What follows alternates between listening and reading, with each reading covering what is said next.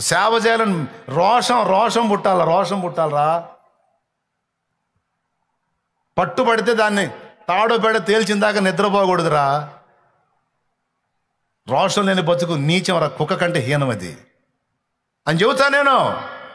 అటు సేవకుడు కొడుకు కానీ కూతురు కానీ సేవకుడే కానీ ఒక పట్టుబడితే ఒక పనికి పూనుకుంటే దాని సంగతి తాడో పేడో తేలిందాక నిద్రపోకూడదురా. మామూలుగా లోకంలో అంటే రోషం లేని బతుకు. ఇప్పుడు క్రీస్తు రక్తం మనలో ప్రవహిస్తున్నప్పుడు రోషం, ఒక పట్టుదల. మన ప్రభు ఎంత మాదిరి ఇచ్చాడో.